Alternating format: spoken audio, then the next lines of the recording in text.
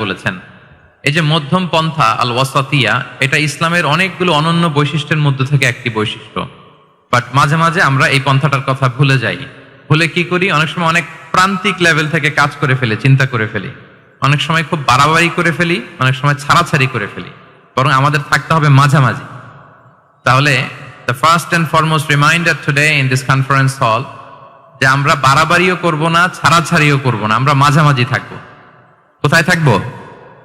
জি, মাঝামাঝি, আল ওয়াসাতিয়া, যেটা শ্রেষ্ঠ এবং যেই মেথোডোলজির কথা কোরআন আমাদেরকে জানিয়েছে।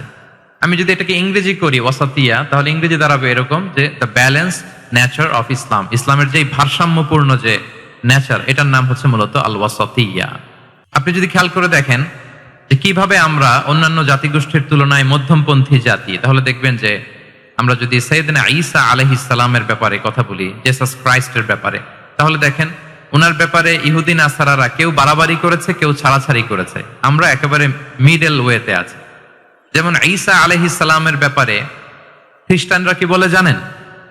তারা বলে ঈসা আলাইহিস সালাম হচ্ছে আল্লাহর সন্তান। নাউযুবিল্লাহি মিন যালিক। Jesus Christ is the son of God, গডের সন্তান। তাহলে দেখেন কতটা বাড়াবাড়ি করলো। ঈসা আলাইহিস সালামকে উঠাতে উঠাতে খোদার আসনে নিয়ে বসালো। বাড়াবাড়ি হয়ে গেল না এটা? আচ্ছা, তাহলে একদল খুব বাড়াবাড়ি করলো। এবার যদি ইহুদিদের কথা চিন্তা করি, ইহুদিরা কি বলে? ইহুদিরা একেবারে উল্টো। তারা বলে ঈসা আলাইহিস সালাম হচ্ছে ইবনু জিনা, মানে জারদ সন্তান। নাউযুবিল্লাহ। দেখেন তাদের প্রত্যেকের আকীদা শোনা মাত্রই আপনাদেরকে বলা লাগতেছে না যে নাউযুবিল্লাহ বলেন, আপনারা স্বতঃস্ফূর্ত ভাবেই বলতেছেন নাউযুবিল্লাহ।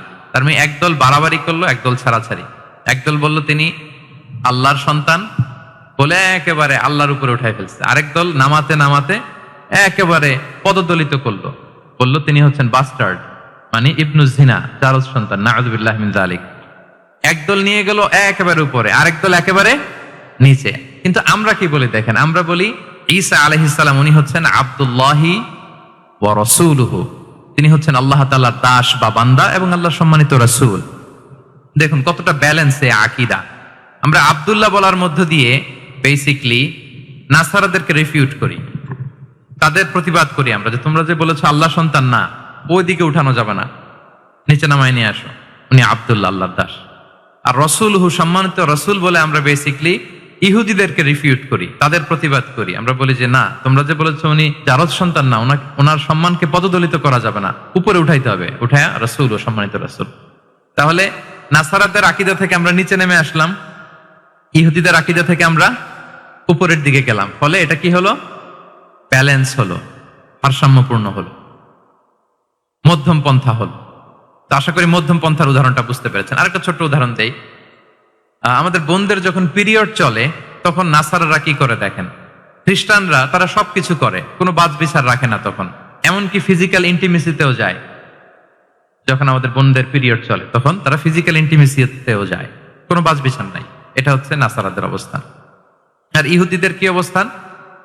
এরা এই 5 দিন 7 দিন আমাদের বোনদের যখন পিরিয়ড চলে তখন তারা তাদের স্ত্রীদেরকে ধরবে না, ছোবে না, স্পর্শ করবে না, একসাথে বসবেও না। তাদের ঘরে আলাদা একটা স্পেশাল রুম রাখে, ওই রুমের ভিতরে, ওই ঘরের ভিতরে তাদের 5 দিন 7 দিন ওইখানে কাটাইতে হয়।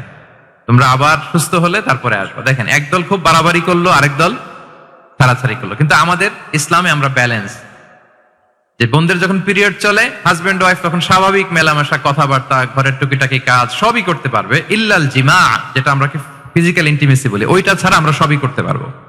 তাহলে দেখেন এই দুইটা উদাহরণ আমি সামনে আনলাম এজন্য যে এই যে মানহাজুল ওয়াসাতিয়াতি ওয়াল ই'তিদাল, মধ্যম পন্থার কথা আমরা যেটা বলি, যেটাকে দিয়ে আল্লাহ তাআলা আমাদেরকে সম্মানিত করেছেন যে ওয়াকাযালিকা জাআলনাকুম উম্মাতান ওয়াসাতা, তোমাদেরকে আমি মধ্যমপন্থী জাতি বানিয়েছি। তোমাদের মধ্যে বাড়াবাড়িও থাকবে না, ছাড়াছাড়িও থাকবে না, বরং আমরা হব মধ্যমপন্থী। আমরা কি হব?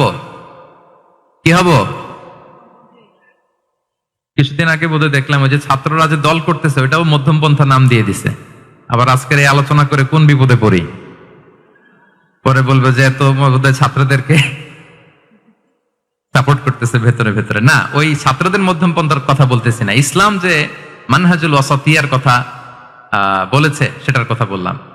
তো প্রিয় ভাইরা, প্রথম কথা হচ্ছে আপনি যখন দাওয়া বলবেন তখন আমাকে মধ্যম পন্থা বলতেই হবে। আমরা যখন ইসলাম শিখবো, শিখাবো, ইসলাম বুঝবো, বুঝাবো, এই সব ক্ষেত্রে আমাদেরকে মধ্যম পন্থা অবলম্বন করতে হবে। আমাদের খেয়াল রাখতে হবে আমরা যেন এক্সট্রিম লাইনে না যাই, আবার খুব এক্সট্রা লিবারেল যেন না হয়ে যায়, আমরা যেন মধ্যমপন্থী একটা অবস্থানে থাকি। এবং দাওয়া দেওয়ার ক্ষেত্রে এটাই বলা হয়েছে, আল্লাহ তাআলা বলছেন উদউ ইলা সাবিলি রাব্বিকা বিল হিকমাতি ওয়াল মাউইদাতিল হাসানাতি ওয়াজাদিলহুম বিল্লাতি হিয়া আহসান। নবী, আপনি লোকদেরকে আল্লাহর পথে ডাকুন, বিল হিকমা, প্রজ্ঞার সাথে, সুন্দর সুন্দর উপদেশ সহকারে, এবং কখনো তর্ক বিতর্কে জড়ানো লাগলে সেটা উত্তম ভাবে আপনাকে জড়াতে হবে। তার মানে এই যে ইসলাম বোঝার ক্ষেত্রে, প্রচারের ক্ষেত্রে এই মধ্যম পন্থার নীতি, যেটা প্রজ্ঞা বা সুন্দর উপদেশ মালা দিয়ে দাওয়াত দেওয়া, এটাও মূলত মধ্যম পন্থারই বহিঃপ্রকাশ। আমরা যখন কোনো দাওয়া কাজ করব, অলওয়েজ মাথায় রাখতে হবে যে আমি বাড়াবাড়ি যেন না করি, আমি আবার ছাড়াছাড়িও যেন না করি, আমি যেন মাঝামাঝি থাকি। তো এই যে দাওয়া আমরা দিচ্ছি, দাওয়াটা কি? বেসিকলি এটা হচ্ছে একটা কমিউনিকেশন, রাইট? এই যে আমি কথা বলতেছি, আপনারা শুনতেছেন, ইমাম সাহেব খুতবা দিচ্ছেন, আমরা সেটা শুনি, স্ট্রিট দাওয়া হয়, বিভিন্ন রকম দাওয়া এখন হচ্ছে, এগুলো basically communication. And this communication should be full of wisdom and beautiful advice. এটাই মূলত আল ওয়াসাতিয়া, মানহাজুল ওয়াসাতিয়া, মধ্যম পন্থা। আমি যে বিশ্ববিদ্যালয় থেকে ব্যাচেলর করেছি, ওই বিশ্ববিদ্যালয়ের একটা স্লোগান আছে, মানহাজুল ওয়াসাতিয়াতি ওয়াল ইআতিদাল। ওনারা মধ্যম পন্থার কথা বলে। তো আমি যেহেতু এই বিশ্ববিদ্যালয় আল আজহারের গ্রাজুয়েট, আমি যেখানেই যাই একটু করে আমি এই আল ওয়াসাতিয়ার কথাটা বলি, প্রিয় ভাইরা। তো দাওয়া যেহেতু কমিউনিকেশন, আমরা ওরাল দাওয়া দিয়ে থাকি, কিন্তু বেসিকলি ওরাল দাওয়ার চেয়ে যেটা প্র্যাকটিক্যাল দাওয়া, থিওরিটিক্যাল দাওয়ার চেয়ে প্র্যাকটিক্যাল দাওয়াটা এটা বেশি ইফেক্টিভ, বেশি প্রোডাক্টিভ। আমরা যখন তাফসির মাহফিল করি, আমরা খুতবা দেই, আলোচনা করি, এটা থেকে তো মানুষ শিখে। কিন্তু আমি যদি আমার আচরণ দিয়ে কোনো একটা মেসেজ দিতে পারি, ওইটা মানুষের হৃদয়ে বেশি দাগ কাটে, বেশি মনে থাকে, খুব বেশি মনে থাকবে। এটার সুযোগ আপনাদের বেশি। যেমন আমি যদি একটা কোরআনের আয়াতের কথা বলি, এটার খুব একটা মূল্যায়ন নাই, কারণ উনি হুজুর মানুষ, উনি তো কোরআনই বলবে। কিন্তু একজন ডক্টর যখন কোরআনের আয়াত বলে, তখন বলে, দেখছো মাশাআল্লাহ, একজন ডক্টর, সে চিকিৎসা বিজ্ঞানে এত বড় এক্সপার্টিজের পর আবার কোরআনও জানে। ওই কথা কিন্তু আমিও বলছি, আমার দাম নাই। কিন্তু আপনাদেরকে কত সম্মানের চোখে দেখা হচ্ছে। আবার দেখেন, 5 ওয়াক্ত সালাত আদায় করা জামাতের সাথে, ফরজ সালাত গুলো, এটা তো মানে করতেই হবে, কম্পালসারি। এটা করে তো খুব বেশি ক্রেডিট নেওয়ার কিছু নাই, আমরা সবাই পড়ি। কিন্তু একজন ডাক্তার যখন নামাজ পড়ে, খেয়াল করে দেখবেন, একজন ডক্টর যখন চেম্বারে রোগীদেরকে রেখে বলে যে, ওখানে যদি লেখা থাকে যে সালাতের সময় বিরতি থাকবে, বা বলা হয় যে এই ডাক্তার কিন্তু রোগী বসিয়ে রেখে নামাজটা পড়ে এসে আবার রোগী দেখা শুরু করে, এটা সবাই খুব পজিটিভলি নেয়, যে দেখো এত ব্যস্ততার পরেও চাইলে এই সময় রোগী দেখতে পারতো, কিন্তু উনি নামাজ পড়ে। দেখেন, একই কোরআনের কথা আমিও বললাম, আপনিও বললেন, আপনার মর্যাদা কত বেশি। আমিও জামাতে নামাজ পড়ি, ইমামতি করাই, আর আপনি যে একটু তাড়াতাড়ি করে নামাজটা পড়ে চলে আসেন, এটাতে আপনার এপ্রিসিয়েশন কত বেশি। তো এভাবে আপনাদের কিন্তু দাওয়া কাজ করার সুযোগ অনেক বেশি, কারণ এটা অনেক মানে নোবেল একটা প্রফেশন, মহৎ পেশা। আপনারা জনগণকে সরাসরি সেবা দেওয়ার যে ব্যাপারটা, এটার সুযোগ আছে। যুদ্ধ বিধ্বস্ত আপনি আহতদেরকে সেবা দিতে পারেন, আগুনে পোড়া রোগীদেরকে সেবা দিতে পারেন, দুরারোগ্য ব্যাধি, তার আর যাওয়ার জায়গা নেই, আপনি সেবা দিতে পারতেছেন। যে কোনো রোগ বালাই, যে কোনো পরিস্থিতিতে যখন একজন মানুষ অসুস্থ হয়, তখন আপনি সেবা দিচ্ছেন, তখন তার মনটা কিন্তু খুব নরম থাকে, তার মধ্যে একটা অসহায়ত্ব কাজ করে। ওই একটা অসহায় মানুষ, তার মনটা খুব নরম, ওই রকম একটা সিচুয়েশনে তারা আপনাদের দ্বারস্থ হয়। ফলে আপনাদের কিন্তু দাওয়া কাজ করার সুযোগ অনেক বেশি, এবং সেক্ষেত্রে ওরাল দাওয়ার চেয়ে আপনার যে প্র্যাকটিক্যাল দাওয়া, এটার ইফেক্ট অনেক বেশি। নিজের আচরণ দিয়ে যে মেসেজটা দেওয়া যায়, এটা সবচেয়ে ইফেক্টিভ। আপনার লেনদেন, আপনার ডিলিংস কেমন, আপনি মানুষ হিসেবে কেমন, এটা সবচেয়ে পাওয়ারফুল দাওয়া। উমরে ফারুক রাদিয়াল্লাহু তাআলা আনহু, উনি ওনার ছাত্রদেরকে প্রায় বলতেন, উমরে ফারুক রাদিয়াল্লাহু তাআলা, উনি বলতেন যে কুনু দুআতান ইলাল্লাহি ওয়া আনতুম সামিতুন, যে তোমরা আল্লাহর রাস্তায় দাওয়াতি কাজে বের হয়ে যাও এমন অবস্থায় যে তোমরা চুপচাপ। তো ছাত্ররা বলতো, দাওয়াতি কাজও করতে বলতেছেন, আবার চুপচাপও থাকতে বলতেছেন, এটা আবার কিভাবে দাওয়াত দিব? তো উমর ফারুক রাদিয়াল্লাহু তাআলা আনহু বলতেন, বি আখলাকিকুম, তোমাদের আখলাক দিয়ে দাওয়াত দাও। আখলাক দিয়ে দাওয়াত দেওয়া যায় না? বলেন তো, আখলাক দিয়ে দাওয়াত দেওয়া যায় কি যায় না? যায়। এই আখলাক দিয়ে যে দাওয়াত, এটা অনেক পাওয়ারফুল। 10টা তাফসীর মাহফিল করে আমি এটা করতে পারবো না। আপনি আপনার আখলাক দিয়ে, আপনার ব্যক্তিত্ব দিয়ে, আপনার লেনদেন, এগুলো দিয়ে আপনি যে দাওয়াটা দিতে পারবেন, অন্য অনেক কিছু দিয়ে সেটা হবে না। এজন্য ওমর ফারুক বলতেন, কুনু দুআতান ইলাল্লাহি ওয়া আনতুম সামিতুন, আল্লাহ রাস্তায় দায়ী হয়ে বের হও কিন্তু চুপচাপ। কিভাবে? বলে বি আখলাকিকুম, তোমাদের আখলাক দিয়ে। এটা বেশি পাওয়ারফুল। এবং রাসূল সাল্লাল্লাহু আলাইহি ওয়াসাল্লামের ব্যাপারে যখন জিজ্ঞেস করা হতো আম্মাজান আয়েশা রাদিয়াল্লাহু তাআলা আনহাকে যে রাসূল সাল্লাল্লাহু আলাইহি ওয়াসাল্লামের আচরণ কেমন ছিল, তখন আম্মাজান আয়েশা বলতেন যে কানা খুলুকুহু আল কোরআন, কোরআনই ছিল রাসূল সাল্লাল্লাহু আলাইহি ওয়াসাল্লামের চরিত্র। পুরো কোরআনে 30 পারায় থিওরিটিক্যালি যা বলা আছে রাসূল সাল্লাল্লাহু আলাইহি ওয়াসাল্লামের জীবনীতে প্র্যাকটিক্যালি সেটা দেখানো আছে। আম্মাজান আয়েশা বলতেন কানা খুলুকুহু আল কোরআন, রাসূল সাল্লাল্লাহু আলাইহি ওয়াসাল্লামের চরিত্র ছিল কোরআন। ইনদামা রাসূলুল্লাহ সাল্লাল্লাহু আলাইহি ওয়াসাল্লাম ইয়ামশি আলাল আরদ কাআন্নাল কোরআনা ইয়ামশি আলাইহি, রাসূল সাল্লাল্লাহু আলাইহি ওয়াসাল্লাম যখন মদিনার রাস্তা দিয়ে হেঁটে যেতেন, as if a living Quran is walking on the street, মনে হতো একটা জীবন্ত কোরআন রাস্তা দিয়ে হেঁটে হেঁটে যাচ্ছে। তো তাহলে we should try to be a living দাঈ, জীবন্ত দাঈ, প্র্যাকটিক্যাল দাঈ। এটা যদি আমরা হইতে পারি তাহলে অনেক বেশি ইম্প্যাক্ট করা যাবে সোসাইটিতে, অনেক ইনফ্লুয়েন্স করা যাবে। যেটা বললাম যে আমাদের সততা, আচরণ, ব্যক্তিত্ব, পার্সোনালিটি, এগুলো দিয়ে আমরা যে দাওয়াটা দিতে পারি, ওরাল দাওয়া, বক্তব্য দিয়ে এটা অনেক সময় সম্ভব হয় না। এবং ডাক্তারদের জন্য এটা অনেক বড় একটা সুযোগ। তাহলে ইন্ট্রোডাক্টরি ডিসকাশনে আমি দুটা বিষয়ে কথা বললাম। এক হচ্ছে আমাদেরকে মধ্যমপন্থী হইতে হবে, মানহাজুল ওয়াসাতিয়া ওয়াল ইআতিদাল, এক নম্বর। দুই নম্বর হচ্ছে লিভিং দাঈ হওয়ার চেষ্টা করতে হবে, এটা বেশি প্রোডাক্টিভ এন্ড ইফেক্টিভ। এই দুইটা পয়েন্ট আমরা বুঝতে পেরেছি তো না? বুঝতে পেরেছেন সবাই? মাশাআল্লাহ।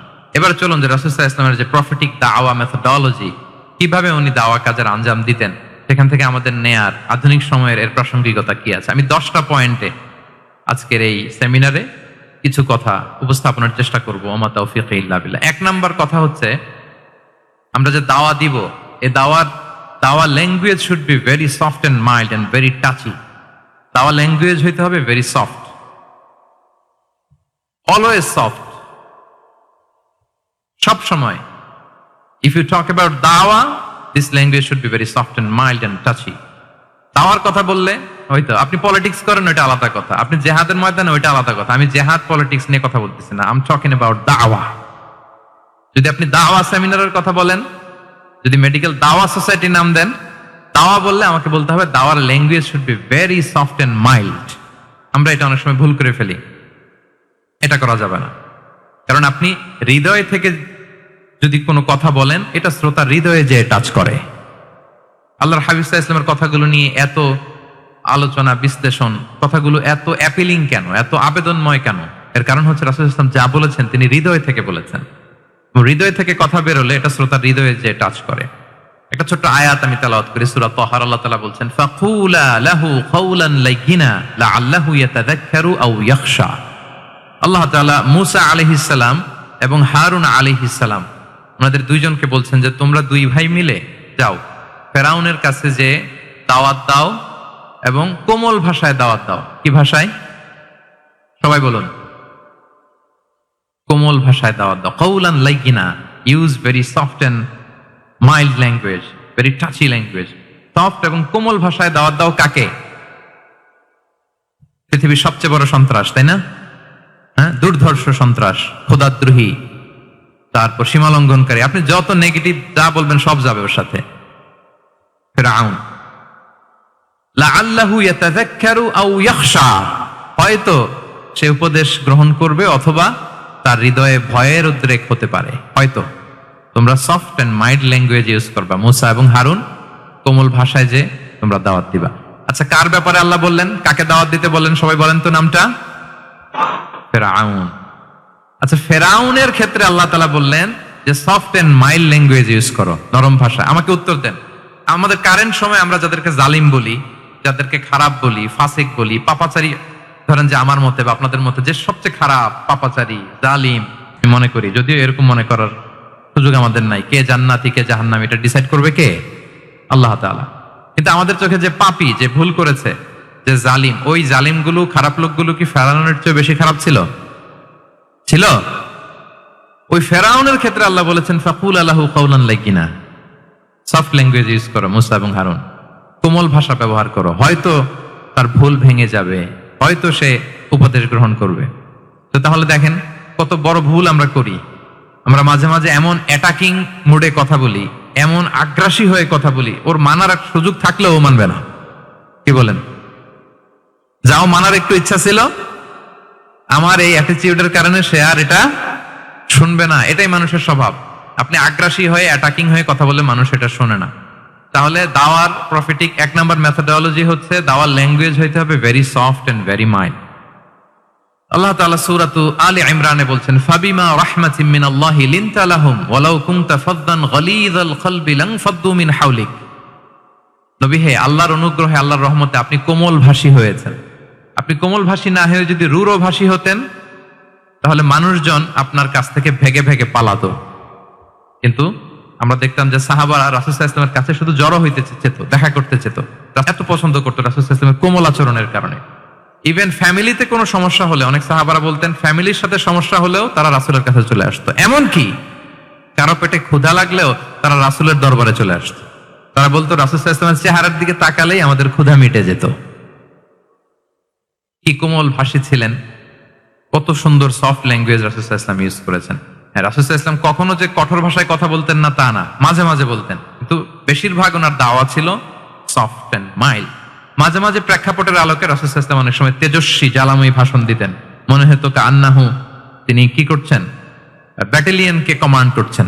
এটা মাঝে মাঝে চেহারা লাল হয়ে যেত, গড়গড় করতেন যুদ্ধের আগে। কিন্তু রেগুলার বেসিসে রাসূল সাল্লাল্লাহু আলাইহি ওয়াসাল্লাম খুব কোমল ভাষায় কথা বলতেন। তাহলে 1 নম্বরে যেটা জানলাম, যদি আপনি দাওয়া মেন্টালিটি, দাওয়া মোডে থাকতে চান, আপনার ভাষা হতে হবে শক্ত না নরম, সফট হইতে হবে, কোমল। কারোর প্রতি আগ্রাসী হয়ে যেন আমরা কথা না বলি, অ্যাটাকিং মোডে যেন না বলি, বললেও শুনবে না। এটাই মানুষের নেচার, সফট ল্যাঙ্গুয়েজে বলতে হয়। ফেরাউনকে যদি বলা হয় ওর সাথে ভালোভাবে বলো, তো আমাদের আশেপাশে যারা আছে এরা তো আরো এদেরকে সম্মান দিয়ে নরম করে বলা উচিত। কি বলেন? জি, 1 নম্বর গেল। 2 নম্বর হচ্ছে দাওয়াকে ফলপ্রসূ করতে হলে রাসূল সাল্লাল্লাহু আলাইহি ওয়াসাল্লাম যেটা করতেন, শ্রোতাদের অনেক সময় মনোযোগ আকর্ষণের জন্য উনি অনেক ধরনের টুলস, অনেক ধরনের জিনিস তিনি ব্যবহার করতেন। যেমন একটা পদ্ধতি রাসূল সাল্লাল্লাহু আলাইহি ওয়াসাল্লামের ছিল, রাসূল সাল্লাল্লাহু আলাইহি ওয়াসাল্লাম মানুষের আকর্ষণ বৃদ্ধির জন্য মাঝে মাঝে প্রশ্ন ছুড়ে দিতেন অডিয়েন্সকে। Drawing attention of the listener by throwing questions. Question throw করার মাধ্যমে অ্যাটেনশন থ্রো করতেন। হাদিস এরকম অনেক উদাহরণ পাওয়া যায়। একটা ছোট্ট হাদিস শেয়ার করি, সহিহ মুসলিমে এসেছে। রাসূল সাল্লাল্লাহু আলাইহি ওয়াসাল্লাম একবার সাহাবাদেরকে বললেন, ইন্না মিনাশ শাজারি শাজারাতান লা ইয়াসকুতু ওয়ারাকুহা মাসালুহা মাসালুল মুসলিম। রাসূল সাল্লাল্লাহু আলাইহি ওয়াসাল্লাম জিজ্ঞেস করলেন, তোমরা কি কেউ বলতে পারবা বৃক্ষরাজির মধ্যে একটা বৃক্ষ আছে, গাছের মধ্যে একটা গাছ আছে যেই গাছের কখনো পাতা ঝরে না, ওই গাছের পাতা কখনো ঝরে না। এর দৃষ্টান্ত হচ্ছে মুসলিমের দৃষ্টান্তের মতো। বলো তো ফাহাদ্দিসুনি মা হিয়া, বলো তো ওই গাছটা কি? কে বলতে পারো? আপনারা তো সব একেবারে পেরে গেছেন। তো সাহাবারা ওই দিন কেউ বলতে পারেন নাই। কারণ কি জানেন? একে তো আমরা জানি হাদিস স্টাডি করার কারণে। হাদিস স্টাডি না করলে তো আমরা বলতে পারতাম না। আমাদের দেশে তো খেজুর গাছ তো হয়ও না। তো ওনারা কেউ বলতে পারে না। এর কারণ হচ্ছে তারা ভাবছিল প্রশ্ন যেহেতু করছে এটা যেন তেন প্রশ্ন, এটা কঠিন কোন গাছের একটা নাম বলতে হবে। তো বাড়ির পাশে যে খেজুর গাছ, মদিনার অলিতে গলিতে যে খেজুর গাছ ভর্তি, এই দিকে আর ওনাদের অ্যাটেনশন যায় না। ওনারা চলে গেছে মরুভূমিতে, ইয়ামানে, তারপর একেবারে ডেজার্টের মাঝখানে কি কি ক্যাকটাস, গুলমলতা, কি কি গাছ আছে ওগুলো আওড়াচ্ছে মনে মনে। ভাবতেছে যে খেজুর গাছের কথা তো রাসূল সাল্লাল্লাহু আলাইহি ওয়াসাল্লাম আমাদের জিজ্ঞেস করার কথা না, এ তো আমাদের গাছ, বাড়ির পাশের গাছ। কেউই আর বলতে পারে নাই। এরপর রাসূল সাল্লাল্লাহু আলাইহি ওয়াসাল্লাম যখন দেখলেন সবাই অপারগ, রাসূল সাল্লাল্লাহু আলাইহি ওয়াসাল্লাম বললেন, ইন্নাহা আন-নাখলা, এটা হচ্ছে খেজুর গাছ, ডেট প্লান্ট। তো আব্দুল্লাহ ইবনে উমর রাদিয়াল্লাহু তাআলা আনহু বাড়িতে যাওয়ার পরে ওমরে ফারুককে তার বাবাকে বললেন যে, বাবা, আজকে যে রাসূল সাল্লাল্লাহু আলাইহি ওয়াসাল্লাম প্রশ্ন ছুড়ে দিলেন আপনারা যে কেউ পারলেন না, উত্তরটা কিন্তু আমি পারতাম।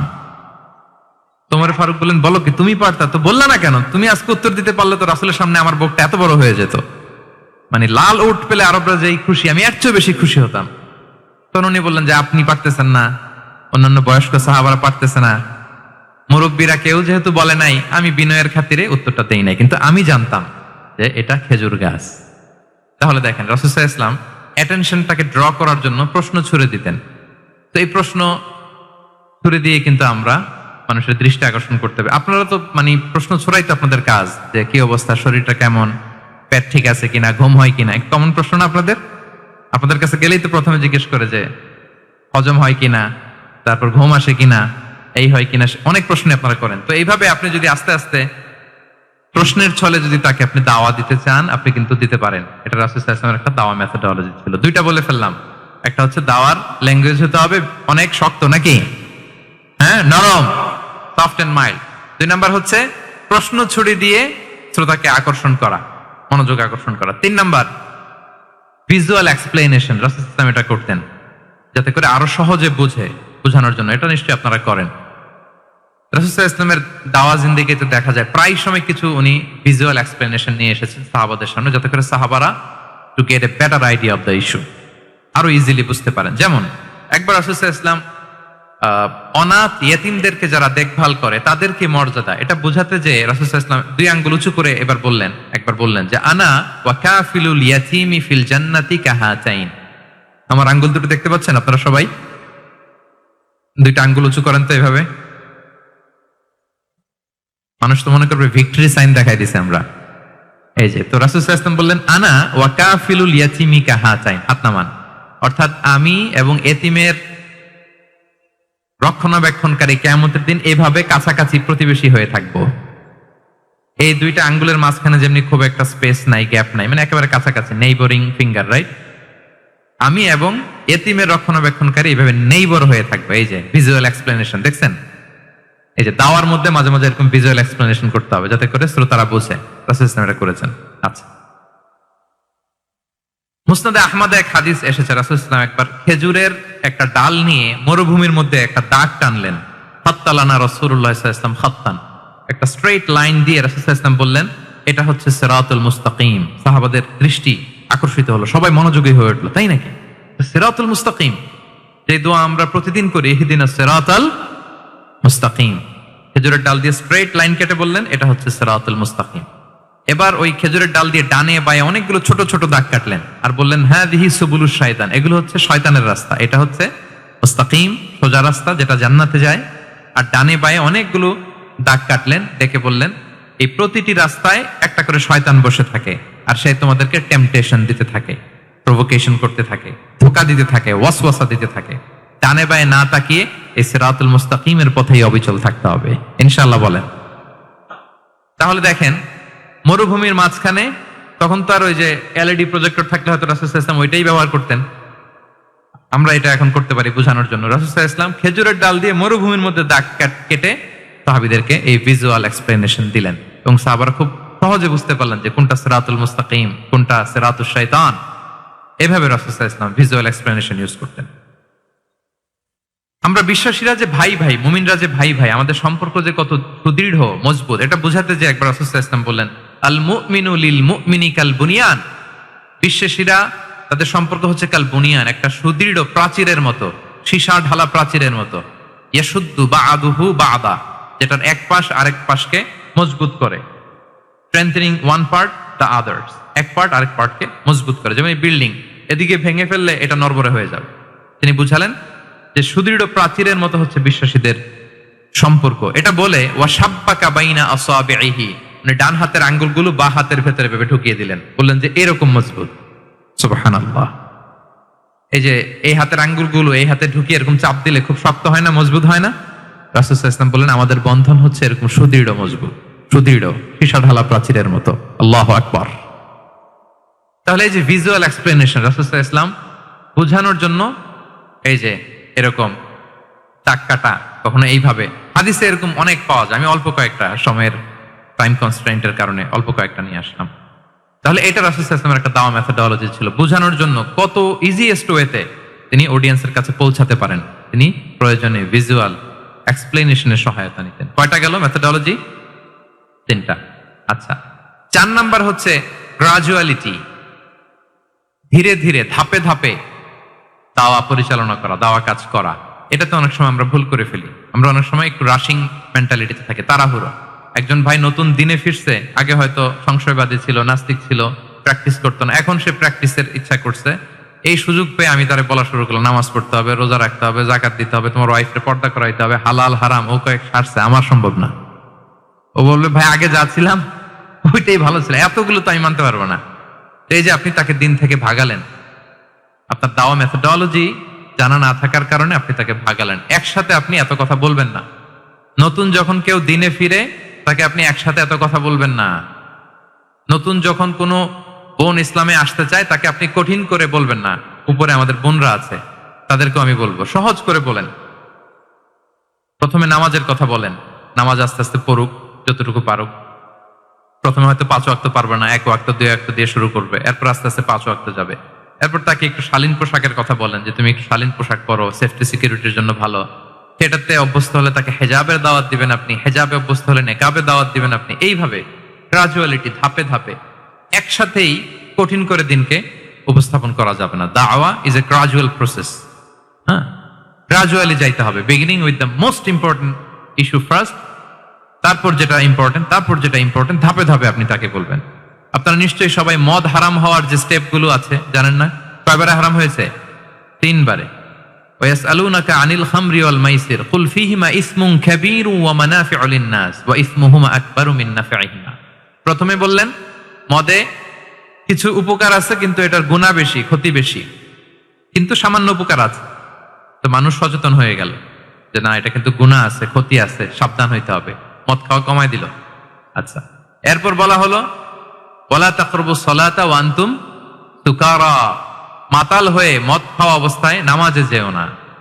কারণ কোন এক সাহাবী নামাজে এমন ভাবে তেলাওয়াত করলেন, অর্থ চেঞ্জ হয়ে গেল। ফলে দিনে 5 বার মদ খাওয়া যাবে না। এই আয়াত দিয়ে তো তাই বোঝা যায়, তাই না?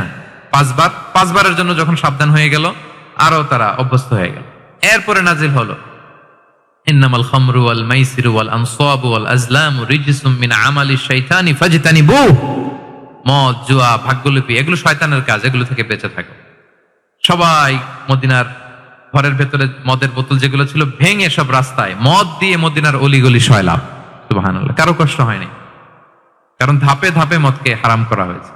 কেউ যদি চেইন স্মোকার থাকে, আপনি যদি বলেন যে স্মোকিং হারাম, কালকে থেকে একটাও খেতে পারবে না, ও পারবে? ও তো মারা যাবে। ও সব বাদ দিতে পারবে, স্মোকিং বাদ দিতে পারবে না। তো কি করবেন? তাকে আপনি অল্প অল্প করে, যে একটু একটু করে ছাড়ো। এই যে রমজান আসতেছে, সারাদিন তো করতেই পারবা না, রাতে 2-3টা করে খাইও, বেশি খাইও না। না মানে ছাড়ানোর জন্য বলতেছে আর কি। যে 10টা খায়, তারা যদি আপনি 2টা খাইতে বলেন, এটা তো আপনি দাওয়াই দিলেন নাকি, কমাইতে বললেন। তো সিগারেটের প্রতি তার উৎসাহিত করতেছি না আমরা। চেইন স্মোকার ও 10টা ছাড়া হয় না প্রতিদিন।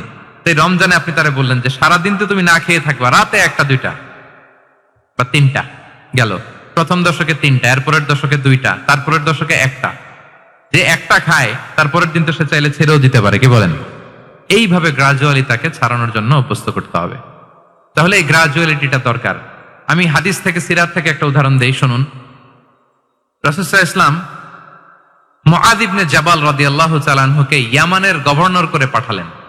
তো তখন তাকে বললেন যে মুআয, ইন্নাকা তাআতি কওমান মিন আহলিল কিতাব, তোমাকে এমন একটা এলাকার গভর্নর করে পাঠাচ্ছি, তারা কিন্তু আহলে কিতাব, মানে people of the books, Jews and Christian community, তারা ইহুদি খ্রিস্টান।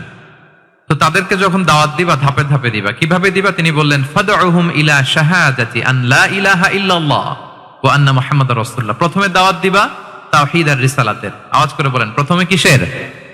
তাওহীদ এবং রিসালাতের। আচ্ছা, ফা ইনহুম আতাউ লিযালিক, তারা যখন এটা মেনে নেয়। আরবিটা খেয়াল করেছেন অর্থটা? ফা ইনহুম আতাউ লিযালিক, তাওহীদ রিসালাত যদি মেনে নেয়, তাহলে তাদেরকে 5 ওয়াক্ত নামাজের দাওয়াত দিও। আচ্ছা, 5 ওয়াক্ত নামাজে যখন তারা অভ্যস্ত হয়ে যায়, ফা ইনহুম আতাউ লিযালিক, যখন তারা এটাও মেনে নেয়, তখন তাদেরকে যাকাতের আদেশ করো। সুবহানাল্লাহ, সুবহানাল্লাহ। দেখেন, ধাপে ধাপে, একবারে সবগুলো বিধান একবারে তাদের সাথে শেয়ার করতে বলেননি। প্রথমে তাওহীদের, রিসালাতের, মেনে নিলে সালাতের, মেনে নিলে যাকাতের, ধাপে ধাপে। তাহলে একবারে কেউ নতুন যখন দিনে ফিরেছে, একবারে সবকিছু তার ঘাড়ে চাপিয়ে দিবেন আপনি? কি করবেন? গ্রাজুয়ালি, ধাপে ধাপে আমরা এই দাওয়াটা তাদেরকে দেওয়ার চেষ্টা করবো। এটা খুব ইফেক্টিভ হবে, ফলপ্রসূ হবে। কয়টা বললাম আমরা? 4টা। আপনাদের মনোযোগ আছে তো? বোরিং হচ্ছেন না তো? একটু বোরিং বোরিং লাগতেছে আপনাদের? হওয়ার কথা, যেহেতু সেই সকাল থেকে আমি শুনলাম 11টা থেকে প্রোগ্রাম। তো যারা দূর থেকে আসছে, নিশ্চয়ই ফজরের পরে রওনা দিয়ে আসুন আমরা তাকবীর পড়ি, তাহলে আরেকটু এনার্জেটিক হবো আমরা। লিল্লাহি তাকবীর, লিল্লাহি তাকবীর, লিল্লাহি তাকবীর। এনার্জেটিক লাগতেছে না এখন? মাশাআল্লাহ। না, ঠিক আছে, ঠিক আছে, এই তো ঠিক আছে। আচ্ছা, 4টা কভার করে ফেলেছি। 5 নাম্বার হচ্ছে দাওয়ার মধ্যে ইমোশনাল ইন্টেলিজেন্স ইউজ করতে হবে, তাহলে এটা মোর ইফেক্টিভ হবে। মানে আপনি মানুষের আবেগ অনুভূতি নাড়িয়ে দিয়ে যদি দাওয়া দিতে পারেন, এটা তার শুদ্ধাচারের জন্য অনেক কাজে দেবে। ইমোশনাল ইন্টেলিজেন্স মানে তার আবেগ, ইমোশনকে আপনি ট্রিগার আপ করবেন, ওইটাতে আপনি টাচ করবেন, তাহলে দেখবেন যে সে একেবারে কাবু হয়ে গেছে। এটা রাসূল সাল্লাল্লাহু আলাইহি ওয়াসাল্লামের সিরাতে আমরা অনেক সময় দেখেছি যে ইমোশনাল ইন্টেলিজেন্সকে কাজে লাগিয়ে রাসূল সাল্লাল্লাহু আলাইহি ওয়াসাল্লাম তার আবেগ অনুভূতিতে এমন ভাবে নাড়া দিয়েছেন, তাকে আল্লাহ তাআলা হেদায়েতের রাস্তায় নিয়ে এসেছে। সুবহানাল্লাহ। একটা ছোট্ট উদাহরণ দেই, মুসনাদে আহমদ ইবনে হাম্বলের হাদিস, কিভাবে ইমোশনাল ইন্টেলিজেন্স রাসূল সাল্লাল্লাহু আলাইহি ওয়াসাল্লাম ইউজ করতেন, আবেগ অনুভূতিকে কিভাবে নাড়া দিতেন রাসূল সাল্লাল্লাহু আলাইহি ওয়াসাল্লাম। এক যুবক এসে সাহাবাদের সামনে রাসূল সাল্লাল্লাহু আলাইহি ওয়াসাল্লামকে বললেন, ইয়া রাসূলুল্লাহ ইযান লি বিজিনা, হে আল্লাহর রাসূল আপনি আমাকে জিনার অনুমতি দেন। নাউযুবিল্লাহ। কিসের? জিনার মানে ব্যভিচারের অনুমতি দেন, ব্যভিচার বা জিনার অনুমতি দেন। আশেপাশের সাহাবারা তো রেগে মেগে আগুন। ফাআকবালাল কওমু আলাইহি ফাজারুহ, সবাই তাকে দৌড়ে ধরতে গেল আর ধমকাতে লাগলো, ছি ছি ছি, মা মা। আমরা যেটা বাংলায় বলি ছি ছি, আরবিতে ওনারা কি বলে? মা মা, ছি ছি, কি বলো তুমি? লজ্জা শরমের মাথা খেয়ে তুমি রাসূলুল্লাহর দরবারে এসে বলতেছো, হে আল্লাহর রাসূল আপনি জিনার অনুমতি দেন। যে রাসূল আল্লাহর পক্ষ থেকে বাণী শোনায়, ওয়ালা তাকরাবুজ জিনা, তোমরা ব্যভিচারের নিকটবর্তীও হয়ো না, আর তুমি সেই নবীর কাছে এসে আবদার করতেছো জিনার অনুমতি দেন। তারা যখন তেরে আসলো এই যুবকের দিকে, রাসূল সাল্লাল্লাহু আলাইহি ওয়াসাল্লাম তাদেরকে থামালেন, বললেন যে তোমরা থামো, যুবককে ডেকে আনো আমার কাছে। যুবককে নিয়ে আসা হলো, রাসূল সাল্লাল্লাহু আলাইহি ওয়াসাল্লাম তাকে পরম আদরে কাছে টেনে নিলেন। এবার তাকে জিজ্ঞেস করলেন, তুমি জিনার অনুমতি চাও না? বলে যে ইয়া রাসূলুল্লাহ জি জিনার অনুমতি চাই। তখন রাসূল সাল্লাল্লাহু আলাইহি ওয়াসাল্লাম বললেন, তুমি আমাকে উত্তর দাও তো, তুমি বলো তো যে আতুহিব্বুহু লি উম্মিক, তুমি কি পছন্দ করবে যে কোনো পরপুরুষ তোমার মায়ের সাথে এই জিনাটা করুক? তোমার এটা ভালো লাগবে? সে বলে লা ইয়া রাসূলুল্লাহ, না কখনো না, আমার মায়ের সাথে কেউ এই পাপাচারে লিপ্ত হবে এটা কোনো মানুষ মেনে নেবে না। আমি কেন, কেউ মেনে নেবে না। তারপর রাসূল সাল্লাল্লাহু আলাইহি ওয়াসাল্লাম তাকে বললেন, আতুহিব্বুহু লিবনাতিক, তুমি তোমার কলিজার টুকরা সন্তান, কন্যা সন্তানের সাথে, তোমার কন্যার সাথে কেউ এই পাপ কাজটা করুক, এটা তুমি মেনে নিবে? এটা তুমি পছন্দ করো? সে বলল লা ইয়া রাসূলুল্লাহ, হে আল্লাহর রাসূল কোশ্চিন কালেও না, কখনো মানবো না, আমার মেয়ের সাথে কেউ এই কাজ করবে আমি কখনো মানবো।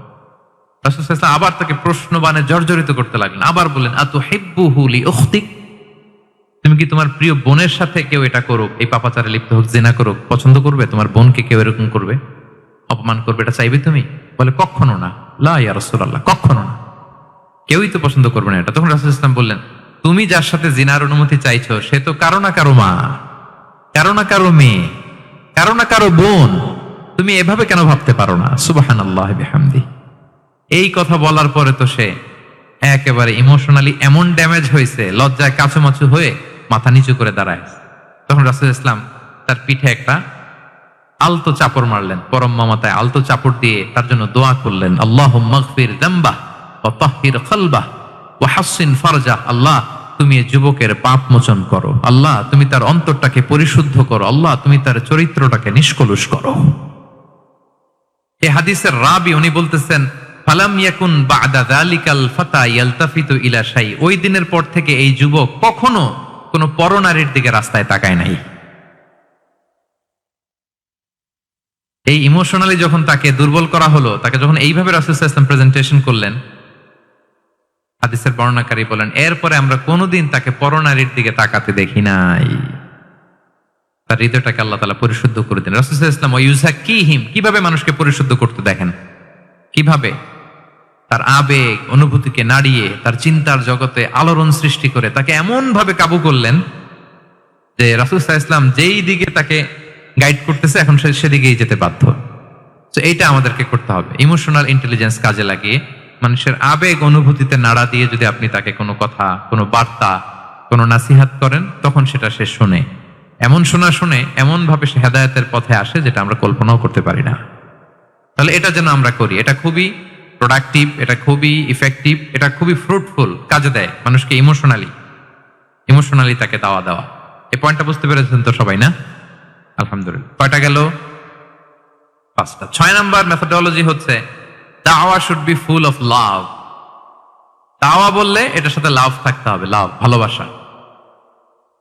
যদি আপনি দাওয়া বলেন এখানে লাভ থাকতে হবে, ইট কামস উইথ লাভ, ভালোবাসা। ভালোবাসা দিয়ে আপনি মানুষের হৃদয় জয় করতে হবে। আমরা দায়ীরা অনেক সময় বেশি জাজমেন্টাল হয়ে যাই। আরব শায়েখরা বলে যে নাহনু দুআত লাসনা কুদাত, আমরা দায়ী, আমরা জাজ নই, উই আর নট জাজেস। আমাদের অনেক দায়ের আমরা ভুল করে ফেলি, আমরা বলি যে ও খারাপ, ও এটা, ও জাহান্নামী, ও খারিজ, এরকম আমরা সবাইকে নাকচ করি। মনে হয় যেন সবাইরে জাহান্নামে পাঠাই, আমি একা জান্নাতে যেতে পারলেই সফল। আচ্ছা বলেন তো, সব গেল জাহান্নামে, আপনি একা শুধু জান্নাতে, ভাল লাগবে আপনার? এই যে আজকে আমরা এখানে সবাই ছাত্র, শিক্ষক, ডিস্টিংগুইশ গেস্টরা, উপরে আমাদের বোনরা, কত ভালো লাগতেছে না? ধরেন যে 2500 সিটিং ক্যাপাসিটির এই চীন মৈত্রী সম্মেলন কেন্দ্রে কেউ নাই, শুধু আপনি একা। এই বিশাল হল রুমে কেউ নাই, আপনি একা, ভাল লাগবে? তখন মিস্টার বিনের মতো হা হু করা লাগবে, শুধু একা একা, ঠিক না? তো সবাইকে জাহান্নামে পাঠিয়ে শুধু আমি জান্নাতে গেলে এটা আমার ভাল লাগবে না ওই জান্নাতে। তা আমরা কিভাবে আমাদের জান্নাতের দলকে ভারী করতে পারি, এই চেষ্টাটা আমাদের বেশি বেশি করতে হবে, কি বলেন? তাহলে দাওয়া should be full of love, কারণ ভালোবাসা দিয়ে যা জয় করা যায়, কঠোরতা দিয়ে তা পারা যায় না। ভালোবাসা দিয়ে আপনি যেটা করতে পারবেন, কঠোরতা দিয়ে কখনো সেটা করতে পারবেন। আসুন আমরা হাদিস থেকে শুনি, সিরাত থেকে শুনি। আল্লাহর হাবিব সাল্লাল্লাহু আলাইহি ওয়াসাল্লাম মসজিদে নববীতে বসে আছেন সাহাবাদেরকে নিয়ে। হঠাৎ এক বেদুইনের আগমন। বেদুইন মানে যার মধ্যে নগর জীবনের কোনো নিয়ম কানুন সে দেখেনি, জানে না, বুঝে না। সিভিলাইজেশন বলতে যেটা বুঝি, ভদ্রতা, কার্টিসি, ম্যানার, এটা সে শিখেনি। এরকম এক বেদুইন অনেক দূর পল্লী থেকে মদিনার মসজিদে নববীতে এসেছে, কিন্তু সে ইসলাম ধর্ম গ্রহণ করেছে, মুসলিম। তো মসজিদে ঢুকে সে 2 রাকাত নামাজ পড়তেছে। এসে যে রাসূলকে সালাম দিবে, কথা, ওই কার্টিসিটাও নাই। রাসূল সাল্লাল্লাহু আলাইহি ওয়াসাল্লাম বসা ওইদিকে সাহাবাদের নিয়ে, সে তার মতো এসে এক জায়গায় মসজিদের সাথে তার উট বেঁধে সে 2 রাকাত নামাজ পড়ে দোয়া করতেছে আল্লাহর কাছে। কি দোয়া জানেন? দোয়ার মধ্যেও কাটিসি নাই। দোয়াতে বলে, ইয়া আল্লাহ, আল্লাহুম্মা আরহামনি ওয়ারহাম মুহাম্মাদা ওয়ালা তারহাম মা'ানা আহাদা। মানে আল্লাহ, তুমি শুধু আমারে রহম করো আর মুহাম্মদ সাল্লাল্লাহু আলাইহি ওয়াসাল্লামের রহম করো, আমাদের সাথে আর কাউরে রহম করো না তুমি। বেদুইন, তার মধ্যে আদাবু দোয়া, দোয়ার যে একটা এটিকেটস আছে, এটা তো তার জানা নাই। দোয়ায় অন্যদের জন্য দোয়া করলে যে নিজের লাভ, এটা সে জানতো না।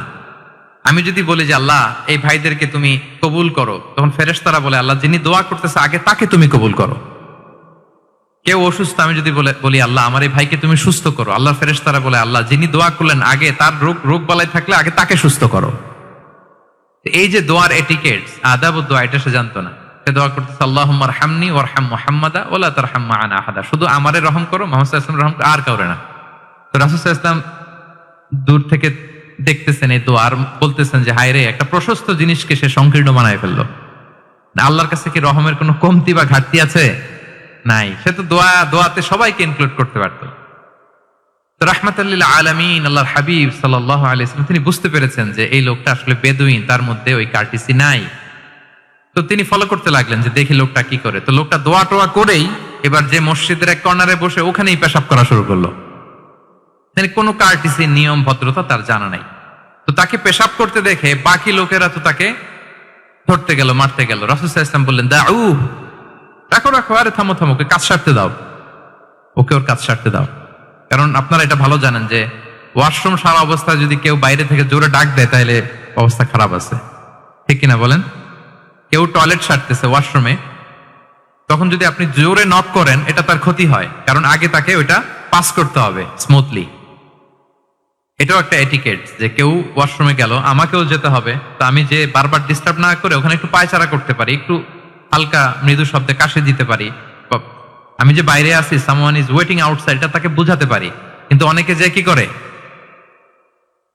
ধাম ধাম করার যখন শুরু করে, ওই বেচারার তো অবস্থা টাইট।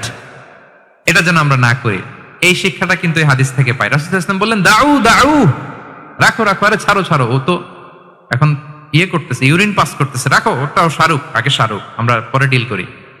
তো সবাইকে তিনি থামালেন, ও সারলো। এবার রাসূল সাল্লাল্লাহু আলাইহি ওয়াসাল্লাম বললেন, এবার তোমরা যে ওয়াহারিকু আলা বাউলিহি সাজলান মিন মা, যেহেতু মসজিদে নববীর ফ্লোর ছিল বালুর ফ্লোর, শুকিয়ে যাবে, বললেন যে ওর পেশাব করা জায়গার উপর 1 বালতি পানি ঢেলে দাও। সাহাবারা দিল। আর এই বেদুইন লোককে রাসূল সাল্লাল্লাহু আলাইহি ওয়াসাল্লাম কাছে টেনে নিলেন, যে তাকে খুব ভালোবাসা দিয়ে বললেন, কি অবস্থা তোমার, কোত্থেকে আসছো, সব খোঁজ খবর নিয়ে বললেন যে তুমি যে এইখানে নামাজ পড়লা, এরপরে আবার এই কাজটা সারলা, তুমি কি জানো এইখানে আল্লাহর জিকির করা হয়, এটা আমাদের ইবাদতগাহ, এখানে আমরা রবের জিকির করি, তার কাছে ফরিয়াদ করি, সবাই মিলে এই কমিউনিটির সবাই এখানে আসে, এই কমিউনিটির, মদিনার কমিউনিটির সবাই মিলে নারী পুরুষ নির্বিশেষে আমরা এসে এখানে আল্লাহর কাছে ফরিয়াদ করি, দোয়া করি, ইবাদত করি, কোরআন তেলাওয়াত করি। এটা আমাদের ইবাদতগাহ। এইখানে কি এমন কাজটা করা তোমার ঠিক হলো? সে তো লজ্জায় কাচুমাচু হয়ে রাসূল সাল্লাল্লাহু আলাইহি ওয়াসাল্লামের কাছে ক্ষমা চাইতেছে। সুবহানাল্লাহি বিহামদি। একটা কঠিন পরিস্থিতিকে ভালোবাসা দিয়ে রাসূল সাল্লাল্লাহু আলাইহি ওয়াসাল্লাম কোথায় নিয়ে যেতেন, এটাকে পুরো হিস্ট্রি পাল্টে দিতেন, সিনারিও পাল্টে দিতেন। সাহাবারা অবাক হলো, তারাও শিখলো যে না, এরকম করা যাবে না। তখন তাকে এইভাবে ডিল করলেন। আর সাহাবারা যারা রাগারাগি করেছিল, সাহাবীদেরকে রাসূল সাল্লাল্লাহু আলাইহি ওয়াসাল্লাম বললেন, ফাইন্নামা বুইসতুম মুয়াসসিরিন ওয়া লাম তুবআসু মুআসসিরিন। মনে রেখো, তোমরা সহজপন্থী হয়ে প্রেরিত হয়েছো, তোমরা কঠিন কট্টরপন্থী হয়ে, জটিলপন্থী হয়ে প্রেরিত হও নাই। তোমরা কোনো কাজকে জটিল ভাবে সমাধানের দিকে যেও না, সহজ করে সলভ করবা। সুবহানাল্লাহ, সুবহানাল্লাহ বিহামদি। তাহলে দেখেন, ভালোবাসা দিয়ে রাসূল সাল্লাল্লাহু আলাইহি ওয়াসাল্লাম ওই বেদুইনকে যেভাবে আদব শিক্ষা দিলেন, তার হৃদয় জয় করলেন। কঠোরতা দিয়ে পারা যেত? বলেন তো, পারা যেত? পারা যেত না। তো 6 নাম্বার দাওয়া মেথোডোলজি হচ্ছে, দাওয়া should be full of love, full of love, full of well wishes. আপনি শুভকামনা, ভালোবাসা, এটা দিয়ে আপনি মানুষের হৃদয়ে যতটুকু জায়গা পাবেন, কঠোরতা দিয়ে পাবেন না। আরেকটা ছোট্ট উদাহরণ দেই। সুমামা ইবনে উসাল রাদিয়াল্লাহু তাআলা আনহু, উনি ইয়ামামার অধিপতি ছিলেন। রাসূল সাল্লাল্লাহু আলাইহি ওয়াসাল্লামকে হত্যা করতে এসেছিলেন গোপনে। কি করতে? হত্যা করতে। কি করতে বলেন সবাই? হত্যা করার জন্য এসেছিলেন। দুর্ভাগ্যক্রমে হত্যা করতে এসে সে ধরা পড়ে গেছে সাহাবীদের হাতে, হত্যা করতে পারে নাই সুমামা ইবনে উসাল। তো সাহাবীরা তাকে ধরে মসজিদে নববীর পিলারের সাথে বেঁধে রাখলো। বেঁধে রাসূল সাল্লাল্লাহু আলাইহি ওয়াসাল্লামকে ডাকলো। তারা বলল যে, ইয়া রাসূলুল্লাহ, দেখেন ইয়ামামা থেকে আসছে সুমামা ইবনে উসাল আপনাকে হত্যা করবার জন্য, তাকে আমরা ধরে ফেলেছি, আমরা বেঁধে রেখেছি। তো রাসূল সাল্লাল্লাহু আলাইহি ওয়াসাল্লাম তার কাছে যে তার খোঁজ খবর নিলেন প্রথম দিন, এবং তার সামনে যথারীতি তাওহীদ এবং রিসালার দাওয়াত দিলেন। ফিরে আসলেন। ফিরে এসে সাহাবাদেরকে বললেন, তোমাদের ঘরে ভালো রুটি আছে কার কাছে? রুটির কালেকশন, আটা পিষে রুটি বানাতে পারবে। একজন বলল আমি। বললো যে এটা সুমামাকে দিয়ে আস। তো দিয়ে আসলো। আরেকজন বললো ভালো তাজা খেজুর আছে কার কাছে? এক সাহাবী বললেন আমার কাছে। রাসূল সাল্লাল্লাহু আলাইহি ওয়াসাল্লাম বললেন যাও, এটা সুমামাকে দিয়ে আস। দিয়ে আসলেন। এরপরের দিন রাসূল সাল্লাল্লাহু আলাইহি ওয়াসাল্লাম যে আবার ইসলামের সৌন্দর্য, মাহাসিনু আহকামি শারিয়া, ইসলামী শারিয়ার যে বিউটি অফ ইসলাম, এটা তুলে ধরলেন, ইসলামের যৌক্তিকতা তুলে ধরলেন। সে অবাক হতে লাগলো যে কিরে, যুদ্ধবন্দীদের সাথে মুহাম্মদ সাল্লাল্লাহু আলাইহি ওয়াসাল্লাম এবং তার অনুসারীরা এরকম আচরণ করে? সে তো যুদ্ধবন্দী, এত সুন্দর আচরণ।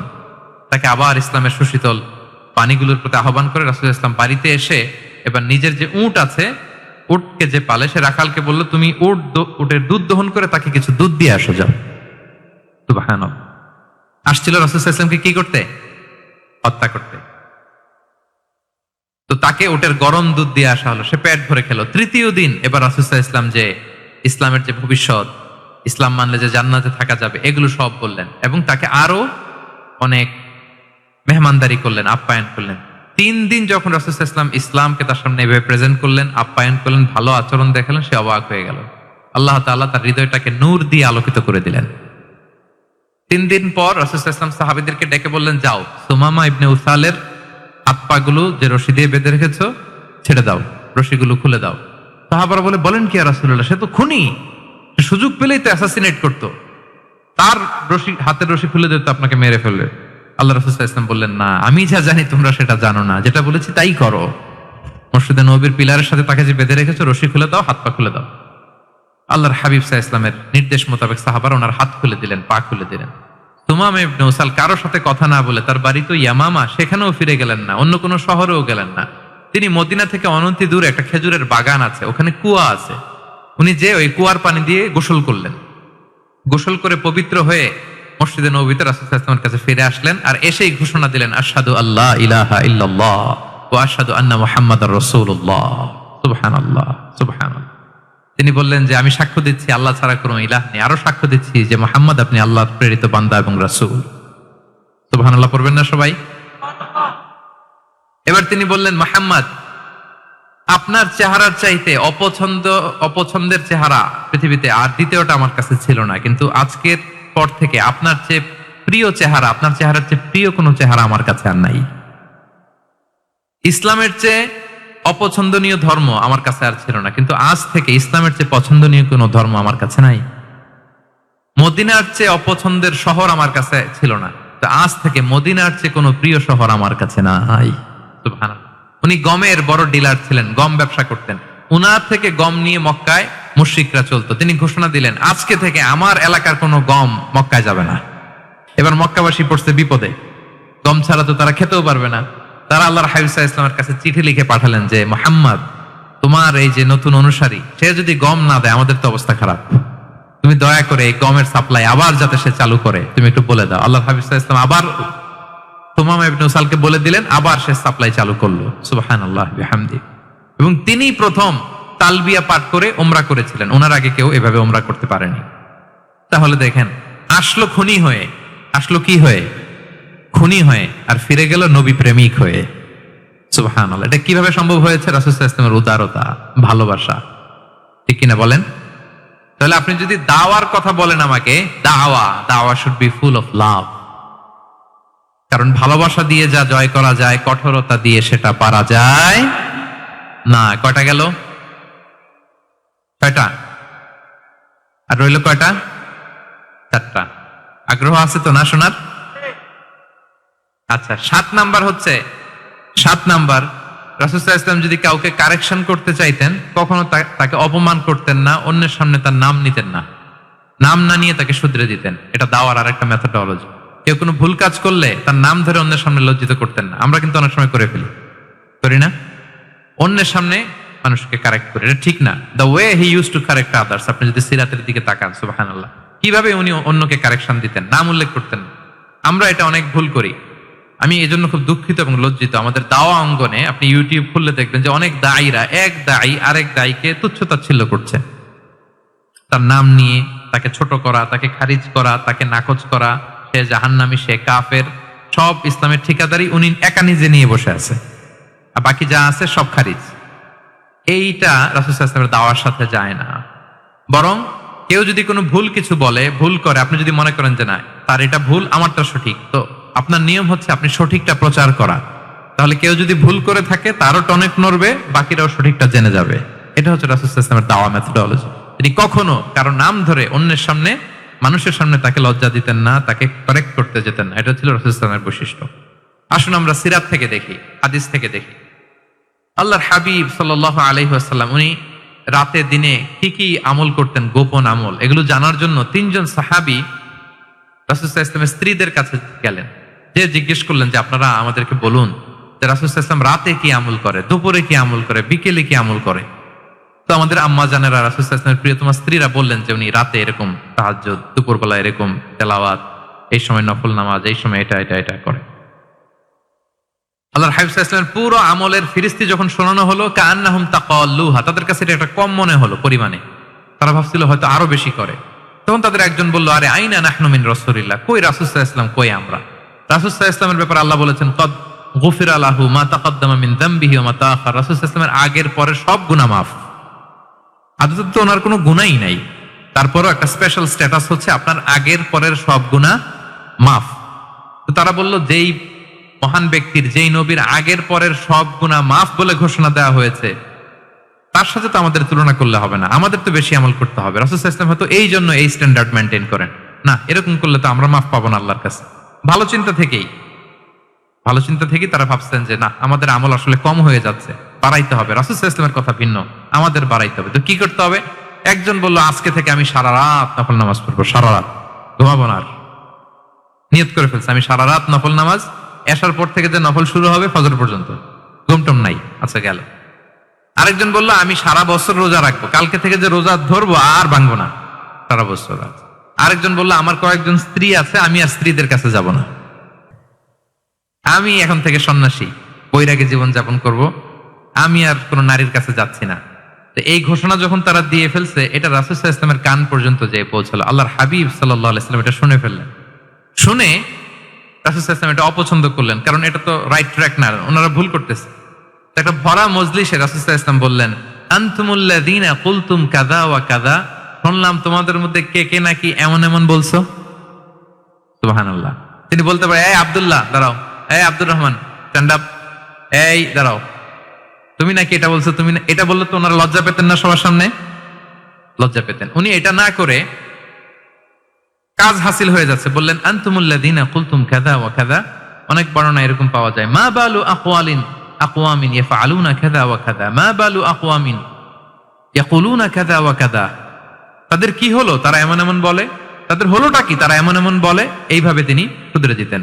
তো বললেন, তোমাদের মধ্যে কেউ কেউ নাকি এটা বলে এটা বলে। ওই তিনজনের তো টনক নড়ে গেছে, আর বাকিরা শুনতেছে। তখন রাসূল সাল্লাল্লাহু আলাইহি ওয়াসাল্লাম বললেন, না, এটা ঠিক নয়। আমি তোমাদের মধ্য থেকে সবচেয়ে বেশি মুত্তাকি, সবচেয়ে বেশি বুজুর্গ। ওয়াল্লাহি ইন্নী লা আখশাকুম লিল্লাহি ওয়া আতকাকুম লাহু। আমি তোমাদের মধ্যে থেকে আল্লাহকে সবচেয়ে বেশি ভয় পাই। বলেন তো, রাসূল সাল্লাল্লাহু আলাইহি ওয়াসাল্লামের চেয়ে বেশি আল্লাহকে ভয় পাওয়া কারো পক্ষে সম্ভব? আল্লাহর হাবিব সাল্লাল্লাহু আলাইহি ওয়াসাল্লামের চেয়ে বেশি মুত্তাকি হওয়া কারো পক্ষে সম্ভব? আমার নবীর চাইতে শ্রেষ্ঠ হওয়া সম্ভব? তার যে স্ট্যান্ডার্ড ইবাদতের, এটারে ছাড়াই যাওয়া সম্ভব? সম্ভব না। তো তিনি বললেন যে আমি রাত্রিবেলা ঘুমাই, আসার পরে আবার শেষ রাতে তাহাজ্জুদ পড়ি। ঘুমও আছে, নামাজও আছে, ব্যালেন্স। আমি সোম বৃহস্পতিতে রোজা রাখি, সপ্তাহের বাকি দিনগুলোতে খাই। আবার আমার অনেক 9 জন স্ত্রী তো একটা টাইমে ছিল, আমি স্ত্রীদের সাথে মেলামেশাও করি। তা আমি এগুলো সব ঠিক রেখে আল্লাহর সবচেয়ে প্রিয় মুত্তাকি হইতে সমস্যা হলো না। তোমাদের এত সমস্যা কোথায়? তোমাদের সমস্যা কোথায়? আমার চেয়ে শ্রেষ্ঠ যদি কেউ কিছু করতে চাও, এটা হবে না। আমি হচ্ছি স্ট্যান্ডার্ড। সুবহানাল্লাহ। দেখেন, এইভাবে যখন বললেন, ঠিক করে দিলেন যে তোমরা কে কে জানি এরকম নিয়ত করছো, এটা ভুল করেছো, বরং শুদ্ধ হবে এটা। ওই তিনজনের টনক নড়ে গেছে, তারা শুধরে নিয়েছেন। আর বাকিরা সঠিক মেসেজটা, সঠিক নির্দেশনাটা জেনে গেল। তাহলে ওনাদেরকে কারেকশন করা হয়ে গেছে না অলরেডি? বলেন তো, ওনারা যে ভুল করছে কারেকশন হয়েছে কিনা? কিন্তু তাদেরকে অপমান করা হয়েছে। এই ভুলটা আমরা অনেক সময় করি। অন্যের সামনে কখনো নিজের ছেলেকে, নিজের স্ত্রীকে, বন্ধুকে অন্যের সামনে এইভাবে আমরা যেন কারেক্ট না করি। কাউকে সংশোধন করতে চাইলে আল্লাহর হাবিব সাল্লাল্লাহু আলাইহি সাল্লামের দেখানো পথেই যেন আমরা সংশোধন করি। এটা হচ্ছে এই হাদিসের 1 নম্বর শিক্ষা।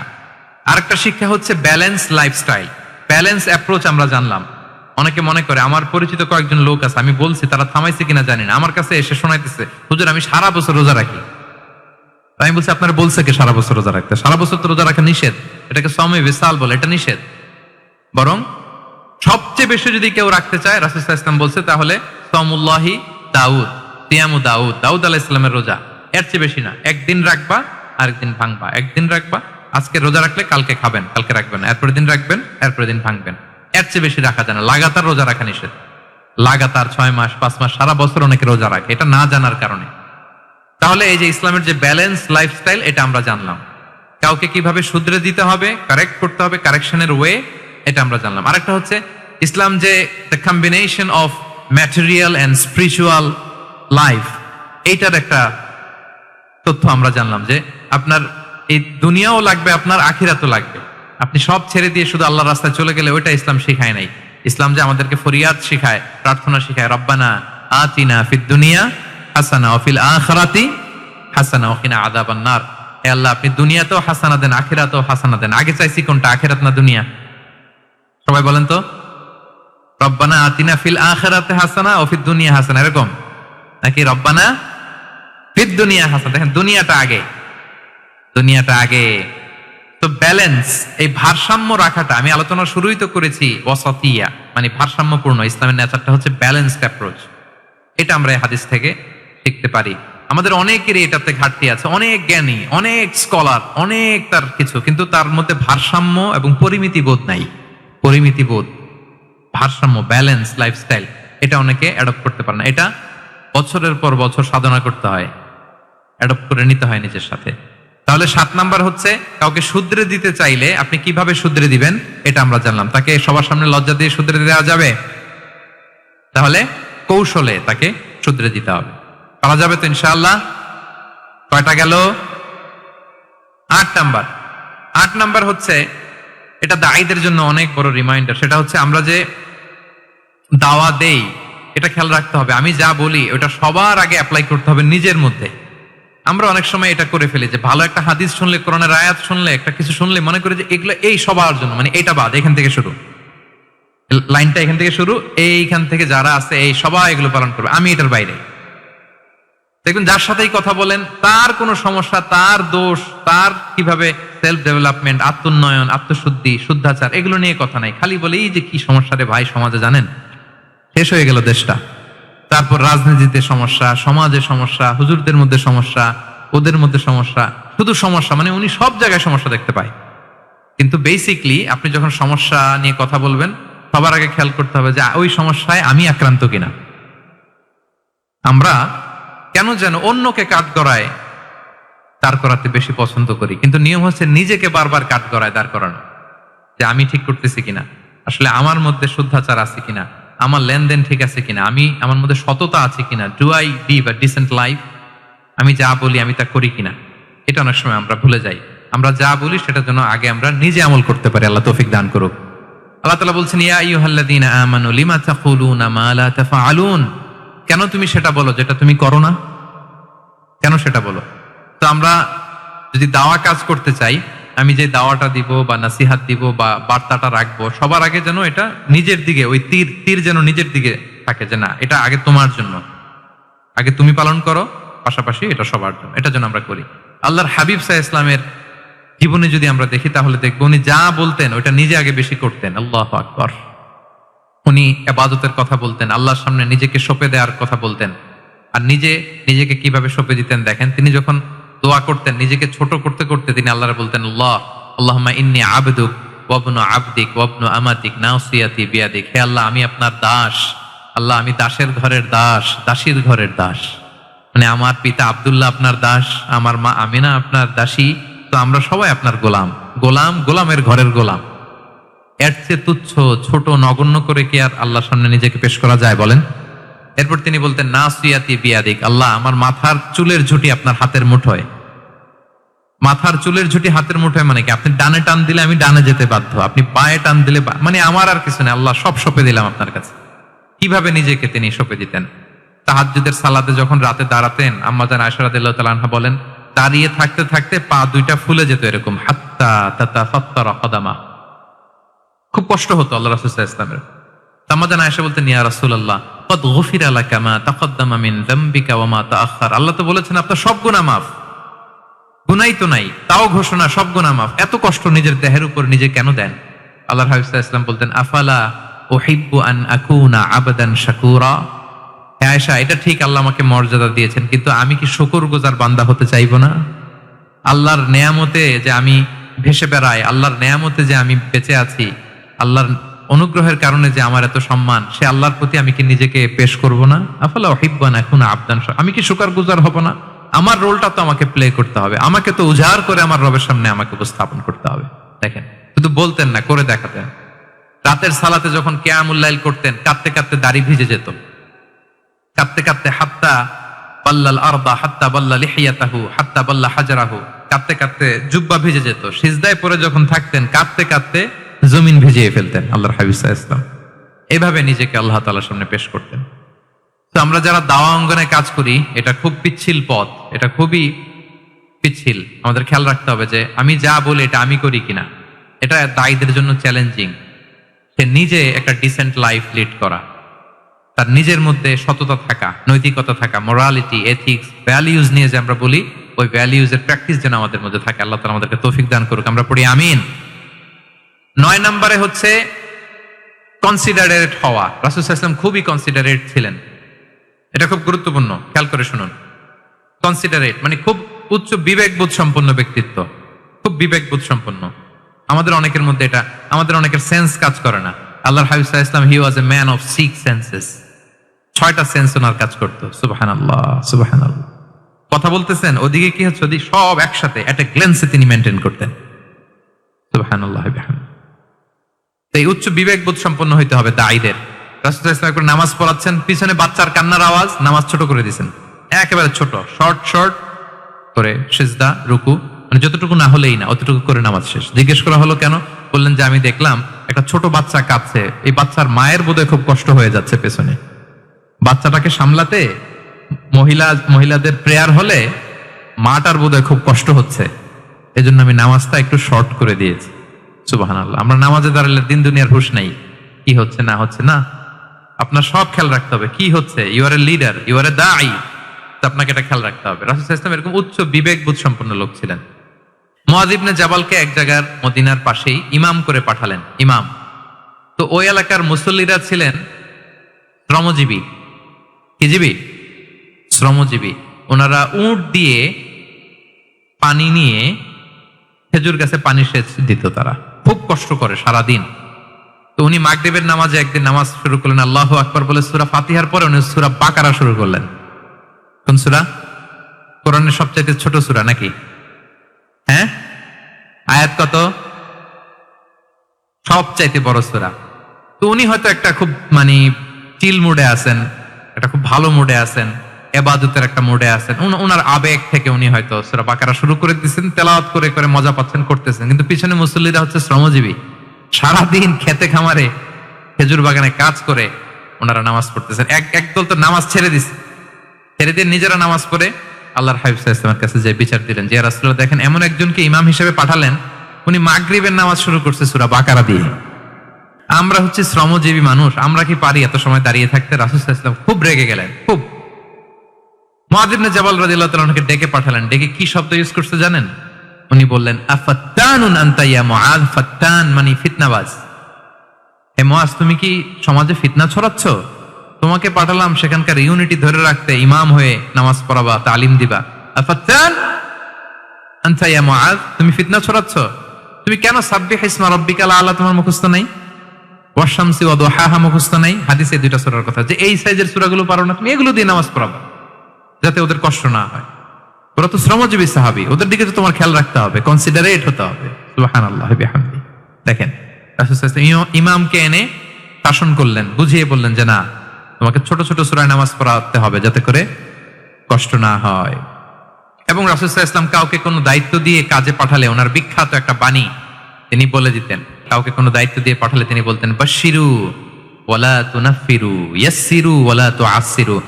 মানে তোমরা মানুষকে সুসংবাদ দিও, মানুষকে দিন থেকে ভাগিও না, দিনকে সহজ করে উপস্থাপন করো, দিনকে জটিল করে মানুষের সামনে উপস্থাপন করো না। আমরা এটা ভুল করি, এত কঠিন ভাবে উপস্থাপন করি, ভাবে যে কঠিন করে উপস্থাপন করতে পারলেই বোধহয় ওনার ক্রেডিট।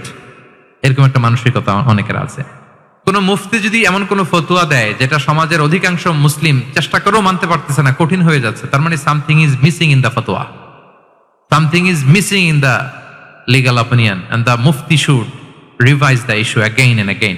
তাকে আরো মুফতিদের সাথে রিভাইজ করতে হবে, আরো কিভাবে জীবন ঘনিষ্ঠ করে মাসালাটা দেয়া যায় তাকে এটা ভাবতে হবে।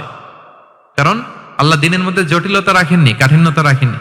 আমরা দিনকে কঠিন ভাবে মানুষের কাছে উপস্থাপন করি, মানুষকে ভয় দেখাই, আমরা হতাশ করি, দিন থেকে ভাগাই। রাসূল সাল্লাল্লাহু আলাইহি ওয়াসাল্লাম বলেছেন, খবরদার দিন থেকে ভাগিও না, সহজ করে মানুষের কাছে উপস্থাপন করো, দিনকে জটিল করে মানুষের কাছে উপস্থাপন করবে না। তো তাহলে কনসিডারেট ছিলেন রাসূল সাল্লাল্লাহু আলাইহি ওয়াসাল্লাম, খুব উচ্চ বিবেক বোধ সম্পন্ন ব্যক্তি ছিলেন। একবার মাগরিবের সালাতে অথবা এশার সালাতে হাদিসে এসেছে যে ইহদা সালাতাইল ইশা মানে মাগরিব অথবা এশায় হাসান হুসাইন রাদিয়াল্লাহু তাআলা আনহুমাকে নিয়ে তিনি নামাজে গেলেন। নামাজের এক পর্যায়ে সেজদারত অবস্থায় ওনার নাতি হাসান রাদিয়াল্লাহু তাআলা আনহু ওনার কাঁধের উপরে চেপে বসলেন, দীর্ঘ সেজদা দিলেন। এরপর যখন নামাজ শেষ করলেন, সাহাবারা বললেন, ইয়া রাসূলুল্লাহ, এত লম্বা সেজদা দিতে তো কখনো দেখি নাই, নামাজে কি অসুস্থ হয়ে গেলেন নাকি? অথবা নামাজ চলা অবস্থায় কি কোরআনের আয়াত নাজিল হলো নাকি? রাসূল সাল্লাল্লাহু আলাইহি ওয়াসাল্লাম বললেন, কুল্লু যালিকা লাম ইয়াকুন, একটাও না, বরং ওয়ালাকিন নাবনি ইরতাহালানি, আমার নাতি আমার কাঁধে উঠছিল। ফাকারিহতু আন উআজ্জিলাহু হাত্তা ইয়াকদিয়া হাজাতা, আমি সেজদায় উঠতে গেলেই তো ও যে খেলতেছে এটা ডিস্টার্ব হয়ে যাবে, তো যতক্ষণ না ওর খেলা শেষ না হয় আমি একটু ওয়েট করতেছিলাম। তার খেলাধুলা শেষে তার সময় যখন হয়েছে নেমে গেছে, আমি তখন সেজদা থেকে মাথা উঠিয়েছি। কি কনসিডারেট ছিলেন দেখেন, কি উচ্চ বিবেক বোধ সম্পন্ন, অন্যের যাতে কষ্ট না হয়, অন্যের যে কোনো কনসার্ন, এগুলো সব তিনি খেয়াল রাখতেন। তো দাঈদের এরকম সিক্স সেন্সের অধিকারী হওয়ার চেষ্টা করতে হবে। আল্লাহ তাআলা আমাদেরকে তৌফিক দান করুক। কয়টা গেল? 9টা। আর একটা সর্বশেষ, এটা খুব গুরুত্বপূর্ণ, আপনাদের সাথে খুব রিলেভেন্ট, খুবই রিলেভেন্ট, মনোযোগ দিয়ে শুনুন। সেটা হচ্ছে প্রপার টাইমিং ফর দাওয়া। দাওয়ার জন্য টাইমিংটা খুব গুরুত্বপূর্ণ। টাইমিং ইজ প্রপার টাইমে যদি দেন ওটা ক্লিক করবে, ওটা স্পার্ক করবে। আর যদি সময় মতো না হয় ওটা কাজ করবে না। প্রপার টাইমে প্রপার দাওয়াটা দিতে হয়, সঠিক সময়ের অপেক্ষা করা, যখন সেই সময়টা আসছে তখন দাওয়া দেওয়া। বুঝতে পেরেছেন না ব্যাপারটা? একটা ছোট্ট উদাহরণ দেই। এক ইহুদি কিশোর রাসূল সাল্লাল্লাহু আলাইহি ওয়াসাল্লামের খেদমত করতো। ইহুদি কিশোর, কোন ধর্মের কিশোর বলেন তো? ইহুদি কিশোর। প্রায় আসতো রাসূল সাল্লাল্লাহু আলাইহি ওয়াসাল্লামের কাছে, আসতো রাসূল সাল্লাল্লাহু আলাইহি ওয়াসাল্লামের সেবা করতো, কিন্তু তাকে কখনো রাসূল সাল্লাল্লাহু আলাইহি ওয়াসাল্লাম দিনের দাওয়াত দেন নাই। ছেলেটা ইহুদি, কিন্তু তার সামনে কখনো দিনের দাওয়াত তিনি দেন নাই। একদিন দেখে যে ওই ছেলে আসে না, লাগাতার এরকম কয়েকদিন যাবত ওই ছেলে আর আসে না। তখন রাসূল সাল্লাল্লাহু আলাইহি ওয়াসাল্লাম খোঁজ নিলেন যে কি হয়েছে। তখন রাসূল সাল্লাল্লাহু আলাইহি ওয়াসাল্লাম শুনতে পেলেন যে ছেলেটা অসুস্থ। ছেলেটা কি অসুস্থ। আল্লাহর হাবিব সাল্লাল্লাহু আলাইহি ওয়াসাল্লাম তার বাসায় গেলেন, যে দেখলেন যে বিছানায় পড়ে আছে ছেলেটা। আল্লাহর হাবিব সাল্লাল্লাহু আলাইহি ওয়াসাল্লাম গেলেন, যে দেখলেন যে ইহুদি ছেলেটা বিছানায় পড়ে কাতরাচ্ছে, পাশে ছেলেটার বাবা। রাসূল সাল্লাল্লাহু আলাইহি ওয়াসাল্লাম তার মাথায় হাত বুলিয়ে দিলেন, তার খোঁজ খবর নিলেন, বললেন আসলিম, মানে ইসলাম ধর্ম গ্রহণ করো। ফানাযারা ইলা ওয়াজহি আবি, ইহুদি ছেলেটা তার বাবার চেহারার দিকে তাকালো যে দেখে আব্বা কি বলে। বাবা যেহেতু দাঁড়ায় আছে, ফানাযারা ইলা ওয়াজহি আবি, বাবার চেহারার দিকে মুমূর্ষু ছেলেটা বাবার চেহারার দিকে তাকালো। তো বাবা বলল আতি আবুল কাসিম, মানে আবুল কাসিম যা বলে তাই শোনো। রাসূল সাল্লাল্লাহু আলাইহি ওয়াসাল্লামের বড় ছেলের নাম ছিল কাসিম, ফলে ওনাকে আবুল কাসিম বলে মদিনাতে ডাকা হতো। আমাদেরও তো বড় ছেলে বা বড় মেয়ের নাম ধরে ডাকে না? ধরেন যে আপনার বড় ছেলের নাম আব্দুল্লাহ, তো আপনারা বলে আব্দুল্লাহর বাবা। রাসূল সাল্লাল্লাহু আলাইহি ওয়াসাল্লামকে মদিনায় বলা হতো কাসিমের বাবা। তো ছেলেটা যখন বাবার চেহারার দিকে তাকালো, বাবা বলল আতি আবুল কাসিম, তুমি আবুল কাসিমের অনুসরণ করো, যা বলে তাই শোনো। ছেলেটা তখন পড়তে আরম্ভ করলো আশহাদু আল্লা ইলাহা ইল্লাল্লাহ ওয়া আশহাদু আন্না মুহাম্মাদুর রাসূলুল্লাহ, মানে মুসলিম হয়ে গেল। রাসূল সাল্লাল্লাহু আলাইহি ওয়াসাল্লাম ইহুদিদের ঘর থেকে বের হয়ে আসলেন আর বললেন আলহামদুলিল্লাহিল্লাযী আনকাযাহু মিনান নার, বুখারীর বর্ণনা। প্রশংসা সে আল্লাহর, যে আল্লাহ এই ছেলেটিকে জাহান্নাম থেকে মুক্তি দিয়ে জান্নাতি বানিয়ে নিল। দেখেন, রাসূল সাল্লাল্লাহু আলাইহি ওয়াসাল্লাম একটা প্রপার টাইমিং এর অপেক্ষা করতেছিলেন। এতদিন রাসূল সাল্লাল্লাহু আলাইহি ওয়াসাল্লামের ঘরে যে ইহুদি কিশোর খেদমত করে, কাজ করে দিয়ে আসে, একদিনও দাওয়াত দেয় না। রাসূল সাল্লাল্লাহু আলাইহি ওয়াসাল্লাম একটা ভালো সময় খুঁজতেছিলেন। শুরুতেই যদি দাওয়াত দেয়, ওই ছেলে আশাই বন্ধ করবে, ভাববে খাইছে, আমার তো ধর্মান্তরিত করতে চায়। ঠিক কিনা বলেন? যে আমার একটা ফেইথ আছে, সে তো আমার ফেইথ কেড়ে নিতে চায়, বা তার বাবাও ভয় পাবে। রাসূল সাল্লাল্লাহু আলাইহি ওয়াসাল্লাম যখন অনেকদিন তার সাথে মিশলেন, রাসূল সাল্লাল্লাহু আলাইহি ওয়াসাল্লামের ব্যক্তিত্ব, রাসূল সাল্লাল্লাহু আলাইহি ওয়াসাল্লামের কথাবার্তা, আচরণ, মানসিকতা সব দেখে যখন এই ইহুদি ছেলে, তার বাবা ইমপ্রেসড, এবং ছেলেটা শুয়ে আছে বিছানায় মুমূর্ষ, এই প্রপার একটা টাইমিং এর অপেক্ষায় রাসূল সাল্লাল্লাহু আলাইহি ওয়াসাল্লাম ছিলেন। যখনই সেই সময়টা এসেছে, রাসূল সাল্লাল্লাহু আলাইহি ওয়াসাল্লাম দাওয়াত দিলেন, মুহূর্তের মধ্যে ক্লিক। আল্লাহু আকবার। এই প্রপার টাইমিং এর অপেক্ষা আমাদেরকে করতে হবে। এই সুযোগটা কিন্তু আপনাদের আছে। আমি শুরুতেই বলেছি যে ডক্টর যারা, তাদের কাছে মানুষ কখন আসে? সুদিনকালে না দুর্দিনকালে? বলেন, তার বিপদ, এর চেয়ে বড় বিপদ নাই। ক্যান্সার নিয়ে আসছে, ডায়াবেটিক্স নিয়ে আসছে, অসুস্থ, অসহায়, মানে ভাবখানা এমন, আপনি ছাড়া তার আর কোনো গতি নাই। ঠিক কিনা বলেন? এই প্রপার টাইমে যখন আপনি মনে করবেন যে now it's high time to give দাওয়া, জাস্ট ডু ইট। যখন মনে করবেন যে না, এখন একটা সুন্দর সময়, এখন বললে এটা কাজে দিবে, ওই সময়টাকে আপনি কাজে লাগান। তাহলে দাওয়া মেথোডোলজির সর্বশেষ পয়েন্ট হচ্ছে প্রপার টাইমিং ফর দাওয়া। যখন দাওয়া দিলে কাজে লাগবে, ঠিক তখন দিতে হবে। কি পারা যাবে তো ইনশাআল্লাহ? আল্লাহ তাআলা আমাদের সবাইকে তৌফিক দান করুক। তাহলে প্রিয় ভাইয়েরা, আমি একটু রিভাইজ করি আপনাদের সাথে কি কি নিয়ে কথা বললাম। প্রথমে আমরা বলেছি যে আমাদের মধ্যমপন্থী হইতে হবে, বাড়াবাড়িও করা যাবে না, ছাড়াছাড়িও করা যাবে না। আমরা কোথায় থাকবো? মাঝামাঝি, মাঝামাঝি। এরপরে আমরা বললাম ওরাল দাওয়ার চেয়ে প্র্যাকটিক্যাল দাওয়া, লিভিং দায়ী হইতে পারলে ওটার ইফেক্ট অনেক বেশি। এরপর আমরা আল্লাহর হাবিব সাল্লাল্লাহু আলাইহি ওয়াসাল্লামের সিরা এবং সুন্নাহ থেকে 10টা মেথোডোলজি, দাওয়া মেথোডোলজি আলোচনা করেছি। তার প্রথমটা ছিল ভেরি সফট এন্ড মাইল্ড, দাওয়া ল্যাঙ্গুয়েজটা সফট এন্ড মাইল্ড হতে হবে। 2 নাম্বার, কোশ্চেন থ্রো করতে হবে অ্যাটেনশন ড্র করার জন্য। 3 নম্বরে, visual explanation to make the দাওয়া মোর ইফেক্টিভ এন্ড প্রোডাক্টিভ। তারপরে 4 নাম্বার, গ্রাজুয়ালিটি, ধীরে ধীরে, ধাপে ধাপে, একবারে সব চাপিয়ে দেওয়া যাবে না। 5 নম্বরে, ইমোশনাল ইন্টেলিজেন্স ইউজ করতে হবে। 6 নম্বরে, ফুল অফ লাভ, দাওয়া should be full of love. 7 নম্বরে, কাউকে শুধরে দিতে চাইলে লজ্জা দিয়ে অন্যের সামনে শুধরে দিতে দেওয়া যাবে না, রাসূল সাল্লাল্লাহু আলাইহি ওয়াসাল্লাম যেভাবে শিখিয়েছেন ওইভাবে কারেক্ট করতে হবে। 8 নম্বরে, দাওয়া should be applied in yourself, আগে নিজের মধ্যে। 9 নম্বরে, কনসিডারেট হইতে হবে, উচ্চ বিবেক বোধ সম্পন্ন। আচ্ছা, 10 নম্বরে, প্রপার টাইমিং, ঝোপ যে কোপ, বাংলা একটা কথা বলে না, কি বলে? ঝোপ যে, তার মানে সময় মতো, সময়ের 1/4, অসময়ের সময় মতো। যখন আপনি মনে করবেন it's high time to give দাওয়া, ডু ইট, এটা করেন। এইভাবে আল্লাহ রাসূল সাল্লাল্লাহু আলাইহি সাল্লামের দাওয়া মেথোডোলজি ফলো করে যদি আমরা দাওয়া কাজ করি, দাওয়াটা প্রোডাক্টিভ হবে এবং খুব ইফেক্টিভ হবে। আশা করি আল্লাহর হাবিব সাল্লাল্লাহু আলাইহি সাল্লামের এই যে দাওয়া মেথোডোলজি, এবং এটা কিভাবে আমাদের সাথে রেলেভেন্ট হতে পারে, কিভাবে এটাকে আমরা ইফেক্টিভ করতে পারি আর প্রোডাক্টিভ করতে পারি, এ ব্যাপারে আপনারা একটা মোটামুটি ধারণা পেয়েছেন। কি বলেন, ধারণা পেয়েছেন তো? এগুলো অ্যাপ্লাই করবেন তো সময় মতো ইনশাআল্লাহ। আল্লাহ তাআলা আমাদের সবাইকে কথাগুলো বুঝার ও আমল করার তৌফিক দান করুক। আমি আবারও মেডিকেল দাওয়াত সোসাইটিকে ধন্যবাদ জানাই। ইনশাআল্লাহ পরবর্তীতে আরো যদি এরকম কোনো প্রোগ্রাম হয়, সুযোগ হলে আমরা আবারও অ্যাটেন্ড করব, আবারও কথা বলবো, আবারও আমরা দাওয়ার বিভিন্ন খুঁটিনাটি বিষয় নিয়ে হাতে কলমে দেখার এবং শেখার চেষ্টা করবো ইনশাআল্লাহ। আমি আপনাদের জন্য প্রাণ ভরে দোয়া করছি এবং সবার কাছে দোয়া চেয়ে শেষ করছি। হাযা মা ইনদি ওয়াল ইলমু ইনদাল্লাহি আলাইহি তাওয়াক্কালতু ওয়া ইলাইহি উনীব। আসসালামু আলাইকুম।